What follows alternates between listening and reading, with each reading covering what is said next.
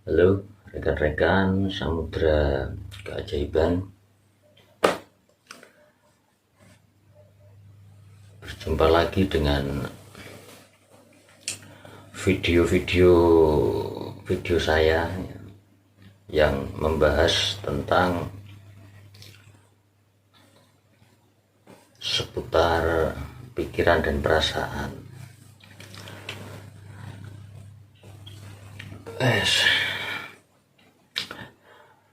Ada sebuah pertanyaan masuk di handphone saya ya, dari seorang ibu-ibu. Dia bertanya, Mas, apakah anak yang bodoh itu juga akibat dari pola pikir kedua orang tuanya ya? Jadi ibu-ibu tersebut bertanya, seorang anak yang bodoh, anak yang sulit untuk menerima pelajaran-pelajaran ya, itu apakah efek dari pola pikiran kedua orang tuanya juga? Oke, saya jawab di sini. Jawabannya adalah tentu.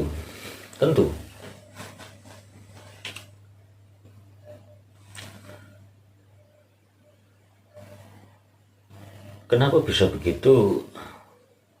Jadi gini, pikiran dan perasaan kedua orang tua ya, pikiran dan perasaan kedua orang tua itu kalau mau mengamati, kedua orang tua itu suka tidak dengan yang namanya pengetahuan, pikiran dan perasaannya suka tidak dengan pikiran dan perasaan.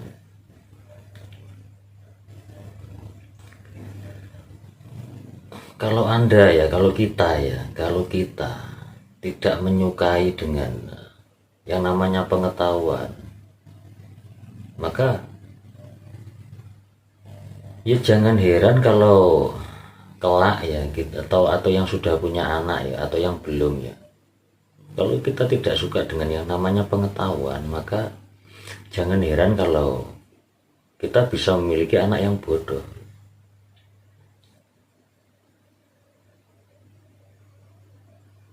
Karena seorang anak adalah hasil dari buah karya dari pikiran dan perasaan kedua orang tua ya. Pikiran dan perasaan cinta kedua orang tua, asmara kedua orang tua itu kan juga pikiran dan perasaan. Berbuahlah seorang anak kan begitu. Maka Anda mungkin kalau mau mengamati ya, kenapa seorang anak itu kok memiliki kemiripan dari orang tuanya gitu. Kalau secara umum mungkin melihatnya ada kemiripan wajah ya, ada kemiripan mungkin postur tubuh gitu. Tapi bukan hanya sekedar itu saja loh. Juga memiliki kemiripan cara anak tersebut berpikir gitu.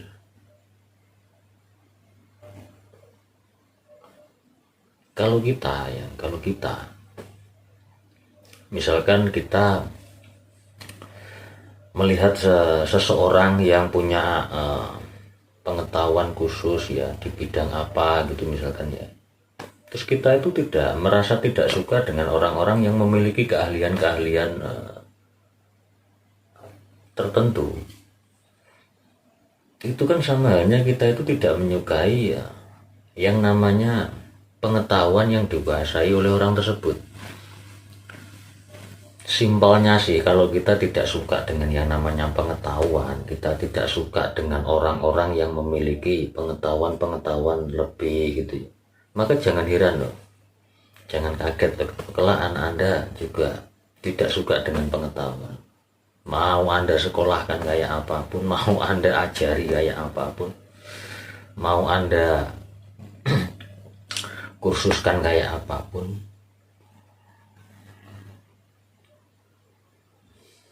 daya pikirnya akan lelet juga, loadingnya juga lemot juga, beneran itu. Amati saja kalau nggak percaya. Amati ya orang-orang yang tidak suka dengan yang namanya pengetahuan, tidak suka dengan yang namanya ilmu,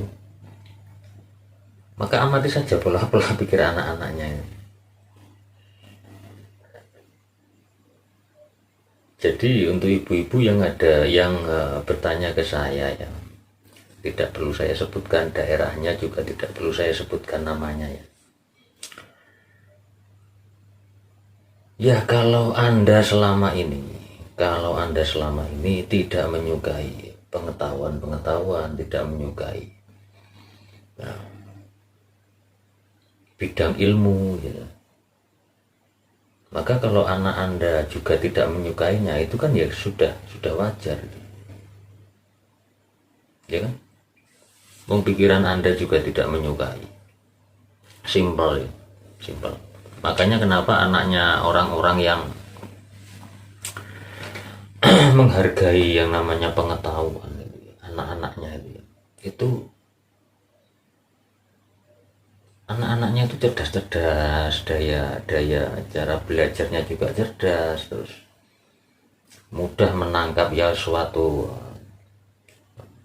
pelajaran ya, mudah memahami suatu pelajaran entah di sekolah, entah di tempat-tempat itu, tempat-tempat lain itu ya. Mungkin Anda bertanya kenapa ada orang bodoh tetapi memiliki seorang anak yang pintar, yang cerdas, yang jenius gitu. Itu kan bisa kita lihat polanya sih, bisa kita lihat kebiasaannya sih, mudah saja ya. Jadi saya ada seorang teman ya, orangnya cerdas sekali, pinter ya, pengetahuannya ini banyak, padahal ya, orang tuanya itu sama sekali nyaris tidak berpengetahuan, bisa dibilang orang kuno yang ditahu ya sedikit ya, tapi memiliki anak yang kecerdasannya luar biasa. Setelah saya menggali-gali info ya, saya gali-gali infonya, saya tanya-tanya ke teman saya itu, apa yang dilakukan, kebiasaan orang tuanya. Kebiasaan orang tuanya itu simpel ya. Dia itu sangat menghargai orang-orang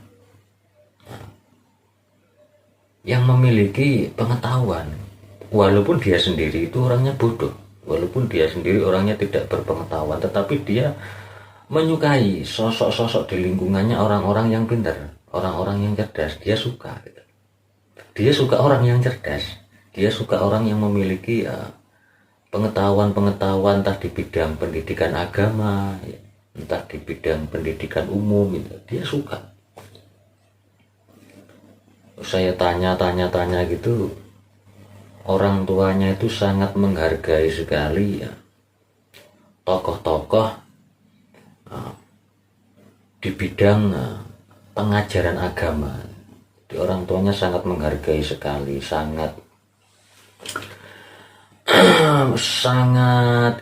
sangat perhatian sekali, padahal dia sendiri itu bodoh, tetapi bisa punya anak cerdasnya luar biasa, hanya karena dia menyukai sosok di wilayahnya ya, di lingkungannya itu sosok tokoh agama gitu.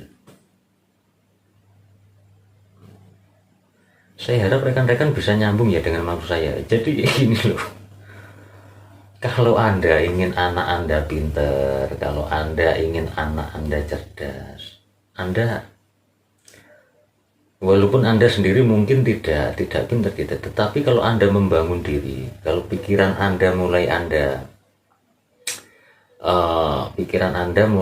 Anda program suka dengan orang-orang yang memiliki pengetahuan ya.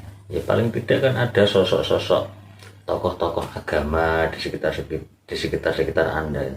Kalau Anda suka dengan sosok tersebut saja, itu adalah start Anda itu tanpa Anda sadari Anda menyukai pengetahuan. Loh, ini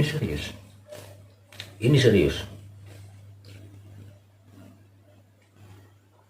Saya bikin video ini bukan konyol-konyolan ya. Kalau saya bikin video ini bukan konyol-konyolan, kalau Anda paham dengan maksud saya, Anda pasti setuju. Pikiran dan perasaan kita itu menentukan bagaimana anak-anak kita kelak itu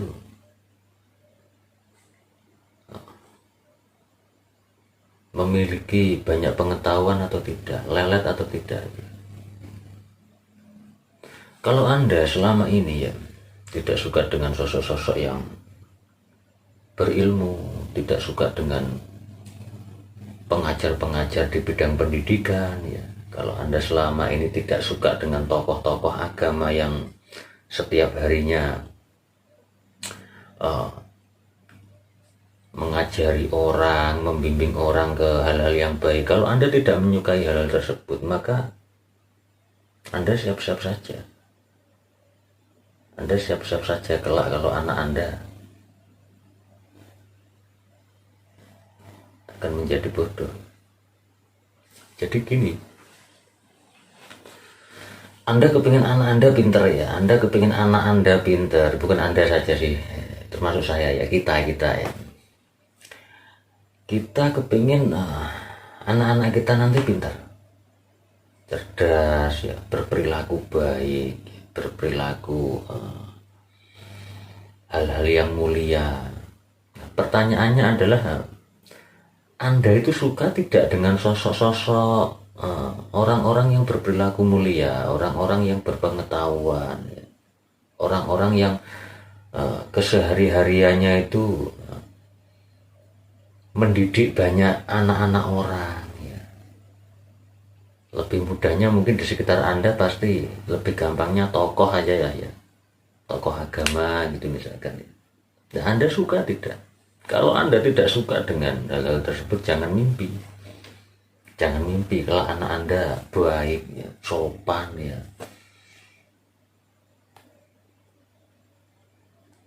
berhati mulia, Anda jangan mimpi. Anda sendiri saja tidak menyukai hal-hal tersebut kok. Pikiran ini loh, pikiran kita ini loh. Ya kalau pikiran kita tidak menyukai dengan sosok-sosok yang memiliki pengetahuan banyak, ya, maka jangan mimpi keturunan kita bisa berpengetahuan banyak, bisa berhati mulia ya.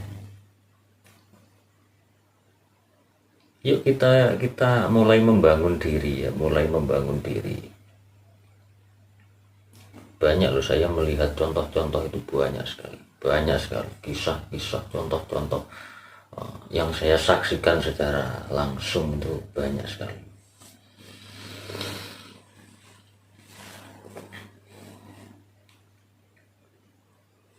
Sukai pengetahuan. Jadi ibu-ibu ya yang bertanya ke saya, jadi mulai sekarang Bu ya, mungkin pertanyaannya kalau sudah terlanjur begitu bagaimana ya? Kalau sudah terlanjur dulunya tidak suka dengan pengetahuan, tidak suka dengan sosok-sosok tokoh-tokoh yang memiliki pengetahuan, jika sudah terlanjur begitu bagaimana? Dan sudah juga punya anak, Jawabannya adalah di dunia ini kalau kita mau merubah, maka Tuhan pun juga merubah. Jadi tidak ada kata terlambat ya, tidak ada kata terlambat. Mulai sekarang ibu yang kirim pesan ke handphone saya ya, mulai sekarang sukai pengetahuan, sukai sosok-sosok orang yang memiliki pengetahuan yang baik ya. Sukai sosok-sosok orang yang memiliki perilaku-perilaku yang baik. Maka dengan menyukai tersebut kita itu secara tidak sadar kita itu meminta ke Yang Maha Kuasa bahwa kita menyukai hal tersebut. Maka anak yang tadinya bodoh itu bisa berubah ya, bisa berubah. Entah bagaimana caranya, itu bukan wilayah kita, itu wilayah Yang Maha Kuasa. Kita hanya merubah pola kita saja, pola pikiran kita saja. Dengan kita rubah pola-pola pikiran kita, pola-pola pikiran, perasaan kita, etikat kita, niat-niat kita ya, maka alam semesta ini juga akan berubah ya. Ketika kita memulai, maka alam semesta pun juga memulai. Yang Maha Kuasa memulai.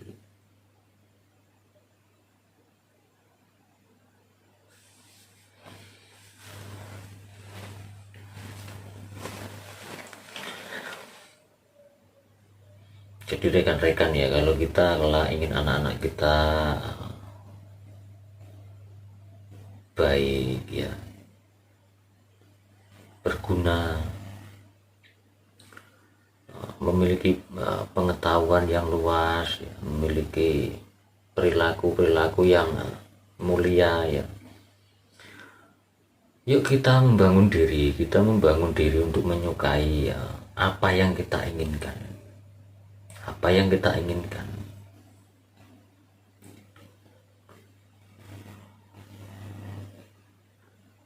Ya, kalau kita selama ini dengki sama orang-orang yang memiliki pengetahuan, kita selama ini mungkin saja ada ya yang mencari-cari atau membuat-buat ucapan-ucapan buruk kepada orang-orang yang memiliki pengetahuan. Maka hal itu semua juga kembalinya ke kita juga gitu. Hal itu semua kembalinya ke kita juga. Ini beneran, Anda boleh percaya boleh tidak ya. Ini pikiran kita itu program. Apapun yang kita programkan, maka itulah yang kita inginkan dalam realita kenyataan hidup kita. Pikiran kita adalah doa.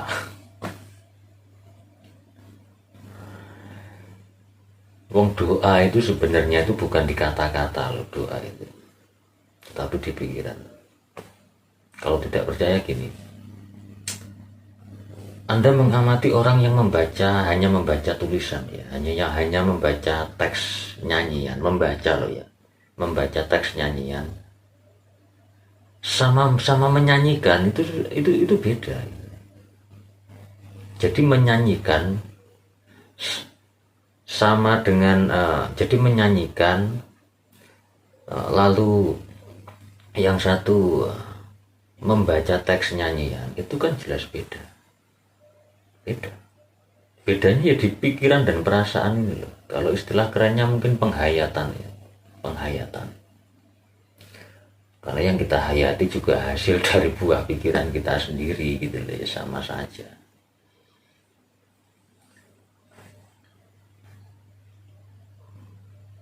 Jadi kita selama ini membaca teks doa, menghafal teks doa, atau selama ini kita benar-benar berdoa. Maksudnya berdoa yang sesuai dengan teks yang kita inginkan, dengan maksud-maksud dari apa yang kita baca gitu loh. Karena pikiran kita itu setiap saat ya 24 jam setiap saat nonstop itu berdoa terus menerus. Berdoa terus menerus.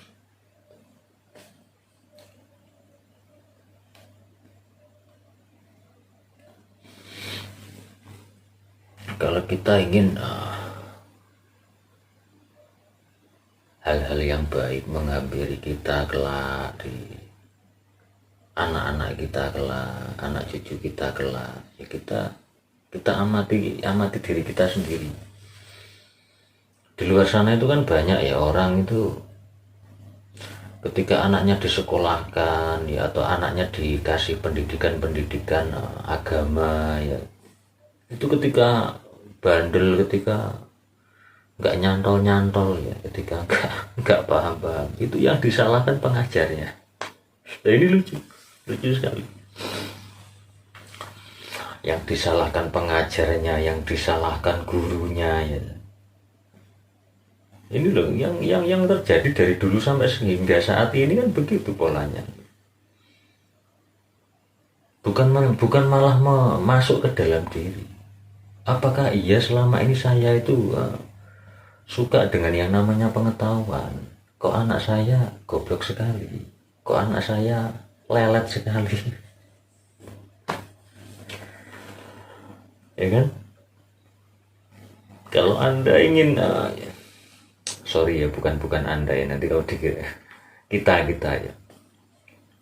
Kalau kita ingin anak-anak kita itu beragama dengan baik ya, berperilaku sesuai tuntunan agama, kepercayaan kita dengan baik. Lah ya kita introspeksi diri. Selama ini kita bagaimana? Kita suka nggak dengan pengajaran agama? Ya? Kita suka nggak dengan yang diajarkan agama-agama di dalam lingkungan kita? Terserah apa agama Anda ya, suka tidak. Maka kalau tidak suka, maka jangan mimpi kalau kita ingin anak kita memiliki pengetahuan agama yang baik. Pikiran dan perasaan kita sendiri aja tidak suka kok. Kalau sudah terlanjur punya anak ya didandani ya. Pikiran kita sendiri ya, dandani. Kapan berubahnya bukan wilayah kita, bukan urusan kita, itu urusan yang maha kuasa. Kalau kita mau niat mendandani pikiran kita ya, prasangka kita menyukai tokoh-tokoh agama yang mulia, yang perilakunya baik, kita menyukai tokoh-tokoh agama yang bisa dijadikan contoh yang baik dalam kehidupan, kita suka ya.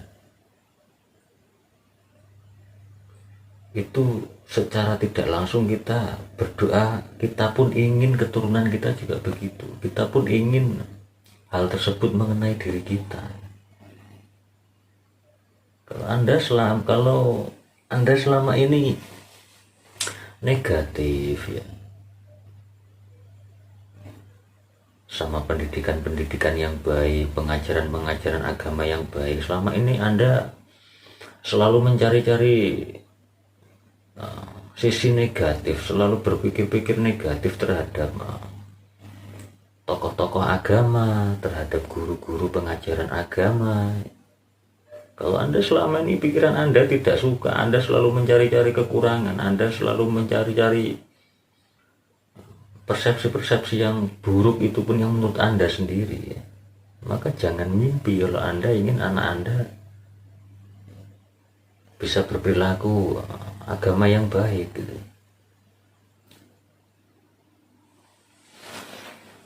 Bukan Anda nanti menyekolahkan anak di salah satu pendidikan ini, lalu ketika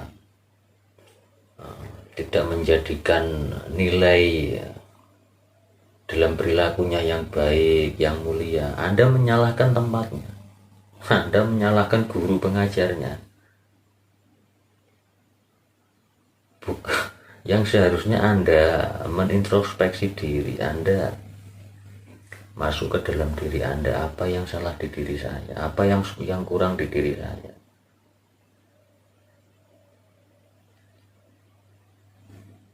Saya ingin anak-anak saya berperilaku yang baik, berperilaku yang mulia, tetapi amati di dalam dada, di dalam diri kita, pikiran bawah sadar kita, di hati kita. Benar nggak kita benar-benar menyukai perilaku-perilaku tokoh-tokoh yang baik gitu. Kalau tidak suka sama sekali, bahkan benci, maka jangan mimpi. Jangan mimpi anak Anda menjadi baik. Jangan mimpi anak Anda berperilaku yang mulia. Jangan mimpi anak Anda sayang pada Anda. Andanya sendiri aja seperti itu. Oke. Inilah jawaban yang bisa saya sampaikan pada seorang ibu-ibu. Terima kasih seorang ibu-ibu yang sudah mengirimkan pesan ke handphone saya. Semoga jawaban-jawaban dari saya bisa membuat hati Anda plong, bisa membuat pikiran Anda fresh ya, dan membawa kehidupan kita menjadi lebih baik lagi, menjadi lebih indah lagi. Oke, terima kasih. Salam keajaiban. Thank you.